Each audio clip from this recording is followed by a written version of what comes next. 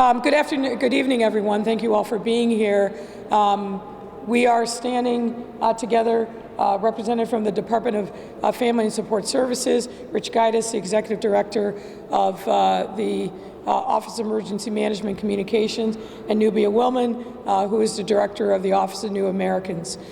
This afternoon at around 4:15, we received another busload of individuals from Texas, 50 people in total, mostly families. They are started the process, just as it happened last week, doing the initial intake and triage, and we are working together with our state, our county, and other local officials, and of course the bevy of not-for-profit organizations that have come together over these last couple of weeks to make sure that we provide a real welcome to individuals who are coming here to our city to help them make the transition, whether they're staying here or moving onward. Happy to take any questions. Yes, sir. Mayor, frustration, did this just pop in? Did you know about what's happening? Well, here's my frustration. Like, we're a welcoming city, so we're always going to step up and do the right thing to make sure that migrants who are coming here to our city are well received, that they're supported, that they have food, clothing, shelter, medical care if necessary. My frustration comes from the actions of the governor of Texas. There could be a level of coordination and cooperation, but he chooses to do none of those things and instead tries to send human beings, not cargo, not freight, but human beings across the country to an uncertain destination and what the circumstances here on the ground. We have yet to hear from anybody in an official capacity from Texas. That's unacceptable. We're talking about human beings' lives who have themselves gone through an incredible journey just to get to the United States. I think the decent human thing to do is to cooperate and collaborate. I understand that he obviously has no interest whatsoever in providing any kind of support to people that are coming to Texas, but then do the right thing and collaborate and cooperate. Instead of us having to guess, are they coming, are they not coming, how many, what are their needs? That is insanity that doesn't have to happen. He is manufacturing a human crisis, and it makes no sense to me.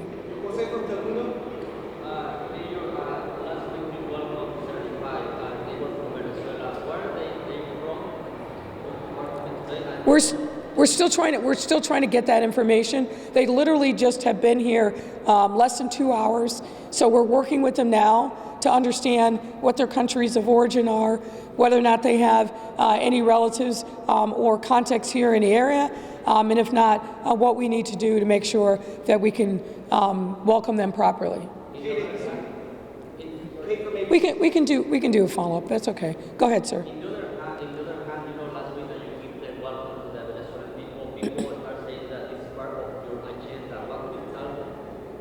Well, it's part of my agenda to be a welcoming city, 1,000%.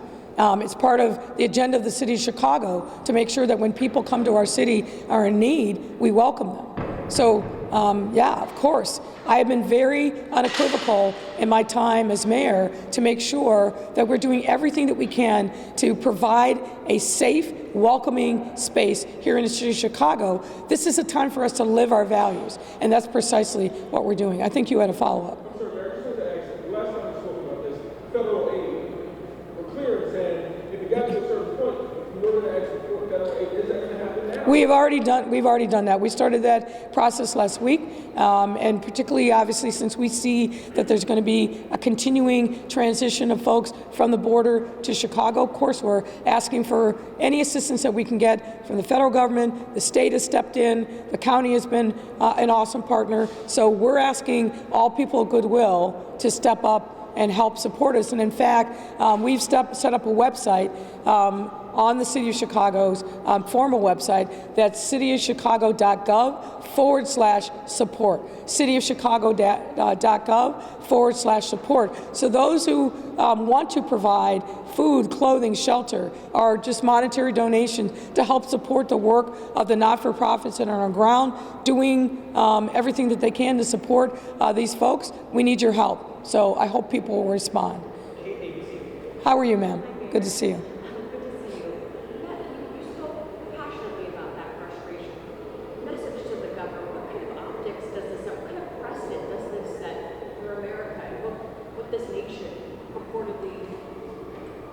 Well, I don't think this is what we stand for. I think it's decidedly unpatriotic and un-American.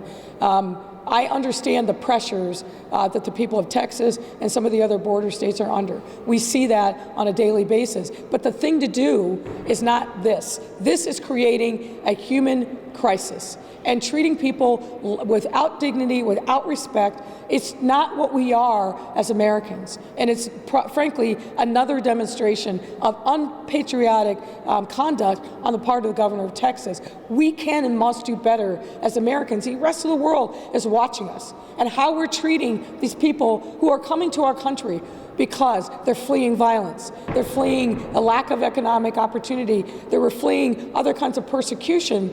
This is what our country has been about. We open up our arms and we welcome those who have struggled to find a decent quality of life elsewhere.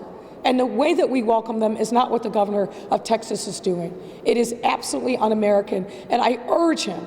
He professes to be a Christian.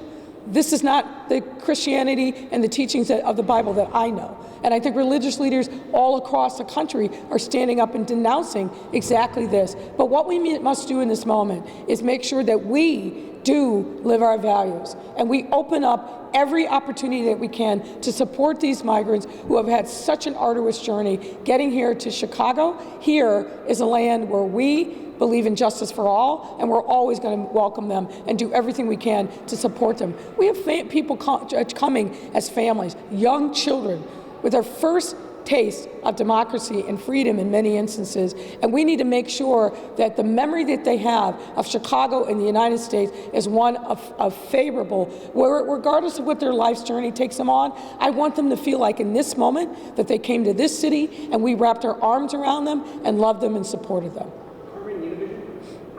Hi there. Well, this is, as I said, a real network of care from the state, the county, and the city. They need what you would expect. They need shelter.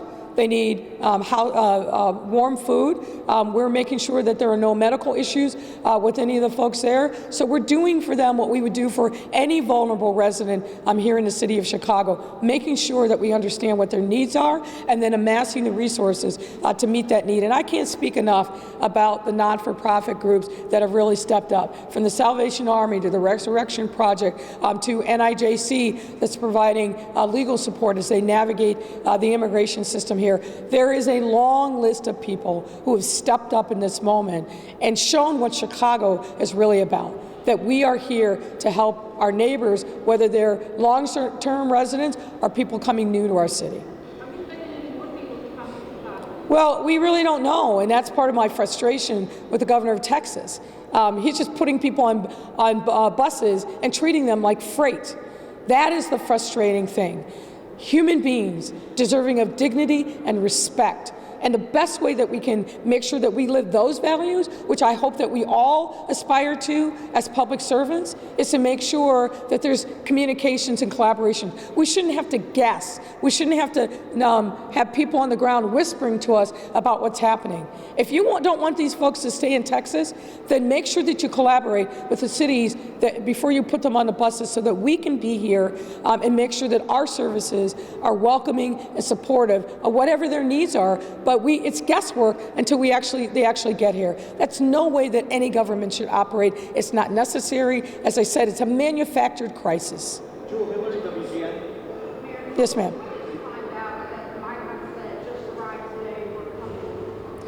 I think we got word of that late yesterday. But again, it's always uncertain until we get more specific information. So we got word from various contacts that it might be a possibility, and then throughout the course of the day, we were monitoring to make sure that we had the best and most up-to-date information as possible. It really became real, I will say, late afternoon, and then they arrived here, as I mentioned, at about 4:15. Thanks a lot, Mayor. That's right. Okay.